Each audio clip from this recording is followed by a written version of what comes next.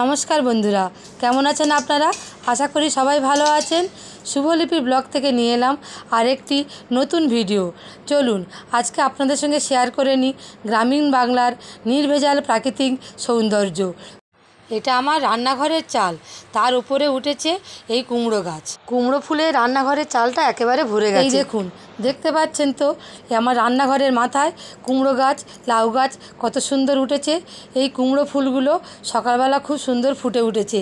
এই ফুলগুলো আমি আজকে পেড়ে নেবো, নিয়ে আর বড়া ভাজবো। সকালবেলায় এই কুমড়ো ফুলগুলো খুব সুন্দর ফুটে ওঠে। যত বেলা বাড়ে, রৌদ্রের তাপ বাড়ে, ততই ফুলগুলো নেতিয়ে পড়ে যায়। দেখতে পাচ্ছেন আমি পাড়ার একটা জায়ের ছেলেকে তুলে দিয়েছি এই কুমড়ো ফুলগুলো পাড়ার জন্য। ও একটা একটা করে তুলে একটা চুবড়িতে ভর্তি করছে। দেখতে পাচ্ছেন কত ফুল ফুটেছে, এক চুবড়ি ভর্তি হয়ে গেল। এই কুমড়ো ফুলের বড়াগুলো গরম গরম খেতে যা মজা না, আমাদের বাড়িতে সবাই ভালোবাসে। আমার হাজব্যান্ড, আমার ছেলেমেয়েরা সবাই। শহরের দিকে এই ফুলগুলো কিনে খেতে হবে, আর আমাদের গ্রামের দিকে এটা তো যখন তখন যেখানে সেখানেই পাওয়া যায়। একটা গাছ লাগাতে পারলে কুমড়ো ফুল পাওয়া যাবে, কুমড়ো পাওয়া যাবে। আর এই কুমড়ো গাছের ডগাগুলো দিয়ে পোস্ত দিয়ে রান্না করলে সেটাও একটা সুস্বাদু পদ হয়। বাড়ির উঠানে আমার একটা টগর ফুল গাছ হয়েছে, দেখছেন কত সুন্দর টগর ফুল। এই ফুল দিয়ে আমি নিত্য পূজার সেবাগুলো করি। এই দেখতেই পাচ্ছেন আমি এক চুবড়ি কুমড়ো ফুল নিয়ে বসে পড়েছি। এবার চলুন আপনাদের সঙ্গে শেয়ার করে নিই কীভাবে আমি কুমড়ো ফুলের বড়াগুলো ভাজবো। প্রত্যেকটা ফুলের এই বৃতিগুলো আমি কেটে দিচ্ছি, তার সঙ্গে ফুলের ভিতরে শক্ত অংশটাও বেরিয়ে পড়বে। এইভাবে আমি সব ফুলগুলো এক এক করে কেটে একটা পরিষ্কার জল নিয়ে সবগুলো আমি ধুয়ে নেব। এই একটা পাত্রের মধ্যে আমি একটা বেসন নিয়েছি, এখানে আছে 250 গ্রাম বেসন। তার সঙ্গে দিলাম আমি 1 চামচ নুন, 1 চামচ হলুদ গুঁড়ো, 1 চামচ জিরের গুঁড়ো, আর কিছুটা কাঁচা লঙ্কা আমি কুচো কুচো করে এর সঙ্গে কেটে নেব। এই কাঁচা লঙ্কাগুলো আমি বঁটি দিয়ে কাটছি। ছুরি থেকে বঁটির সাহায্যে সব কিছু কাটতে আমি বেশি স্বচ্ছন্দ বোধ করি। এই দেখুন এক এক করে সব লঙ্কাগুলো আমার কি সুন্দর করে কুচো কুচো করে কাটা হয়ে গেল। এরপরে আমি এই বেসনের মধ্যে একটুখানি জল দেব।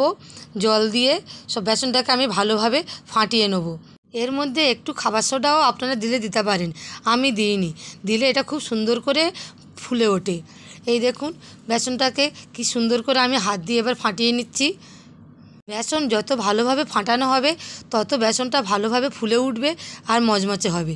এই আমার সব বেসনটা এখানে ফাটানো হয়ে গেল। কুমড়ো ফুলগুলোকে আমি এখানে সব গোটা গোটা বড় বড় করে রেখেছি। আপনারা কিভাবে তৈরি করেন বাড়িতে সেটা কিন্তু অবশ্যই কমেন্ট করে জানাবেন। এই দেখুন আপনাদের সাথে গল্প করতে করতে বেসনটা আমার কত সুন্দর করে ফাটানো হয়ে গেল। এরপরে আমি গ্যাস ওভেনটাই জ্বালিয়ে নেব।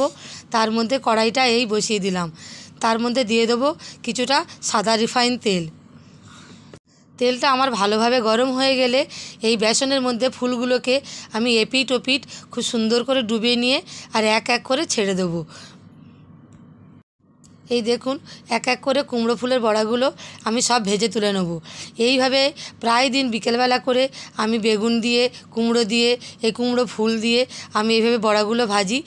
বিকেলে চায়ের সাথে স্ন্যাক্স হিসাবে বা ডাল ভাতের সাথে এই কুমড়ো ফুলের বড়াগুলো খেতে কিন্তু খুবই ভালো লাগবে। দেখতে পাচ্ছেন বড়াগুলো কেমন সুন্দর আমি একটা একটা করে উল্টে দিচ্ছি। এপিট ওপিট করে উল্টে একটু লাল লাল করে ভেজে নেব। এই আমার কুমড়ো ফুলের বড়া ভাজা হয়ে গেল। আমি একটা একটা করে এবার তুলে নিচ্ছি। আর যাই বলুন, গাছ থেকে সদ্য টাটকা ফুল সেইটা খেতে খুবই ভালো লাগে। এই স্বাদ কিন্তু আপনারা হাটে বাজারে কেনা ফুলের মধ্যে পাবেন না। ভিডিওটি কেমন লাগলো অবশ্যই লাইক কমেন্ট করে জানাবেন, আর পেজটিকে ফলো করে পাশে থাকবেন। তাহলে চলুন আজকের মতো এইটুকুই। পরের ভিডিওতে আমার গ্রাম বাংলার প্রকৃতি আপনাদের সঙ্গে আমি শেয়ার করব।